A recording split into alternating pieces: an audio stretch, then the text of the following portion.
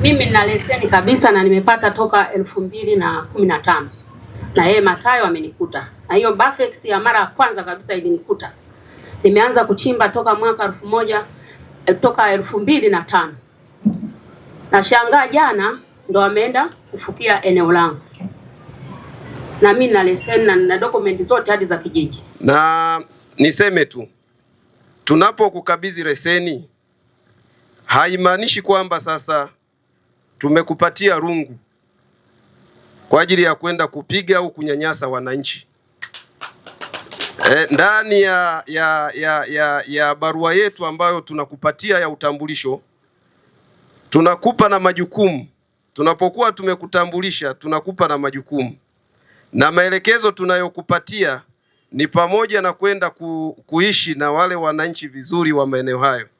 Na maelekezo hayo yanalenga ni maelekezo mahususi kwa ajili ya kuimarisha urafiki kati ya wananchi na wawekezaji. Sasa inapotokea sintofahamu kama ambayo imetokea, basi wenyewe tunalichukua kwa uzito wake. Mheshimiwa Mkuu wa Mkoa, Mheshimiwa Matayo ndiye mmiliki wa kampuni ya Ramani Investment. Kuna sakata ambalo limetokea jana. Naomba niliseme. Sisi kama ofisi, sisi kama wasimamizi wa sheria, sisi kama wasimamizi wa sekta hatujafurahishwa na jambo lile. Yupo mama yangu pale, Mama Yona. Ni muhanga kati ya wale ambao maduara yao yamefukiwa. Baada ya kuwa tumesikia hicho kilichotokea huko kwa Matayo, leo asubuhi nimetuma timu ya wakaguzi kwenda kujiridhisha, kwa sababu tunaweza tukawa tunazungumza halafu jambo lisiwe kama vile ambavyo linasemwa. Timu iko kule na nikiwa hapa wamenitumia picha kwamba eneo lililofukiwa, kwa mfano kwa Mama Yona, kulikuwa na trencher lenye urefu kama wa mita 50. Hilo trencher ndani yake kulikuwa na duara moja, na plani iliyokuwepo ni kuwa na maduara mengine 4. Kwa hiyo serikali inafanya kazi hapa. Sisi tumelipokea kama ofisi, viongozi wengine kwa upande wa utawala nao wamelipokea. Tunaenda sasa kulifanyia kazi, kujihakikishia na hiyo tuhuma ambayo tumeileta hapa mbele ya Mheshimiwa Mkuu wa Mkoa. Ramani Investment wamefunga mtambo mkubwa sana pale.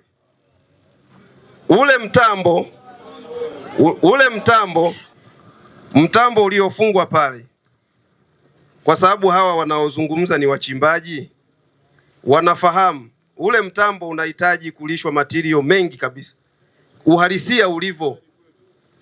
Sasa katika maeneo ambayo anafanyia kazi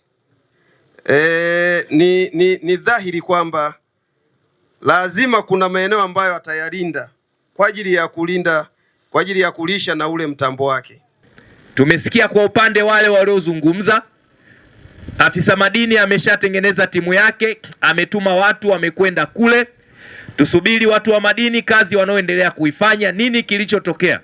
Lakini utaratibu wa kisheria unafahamika wa nini ambacho kinapaswa kufanyika, lakini utaratibu wa namna hiyo kama alivyosema ni kwamba haukubaliki. Kwa sababu pale panapokuwa na makosa kuna utaratibu wa kisheria ambao umeelekezwa wa kufanya. Lakini lazima tuzingatie kwamba kila mmoja ana haki na kila mmoja anastahili kuweza kutendewa kama vile inavyotakiwa. Binafsi niliwauliza maswali kwamba eneo hili ni la Mama Yona, ndio mmiliki wa hapa. Nyie kibali au mamlaka kuja kufukia hapa kama Anglo Dia mmeyatoa wapi?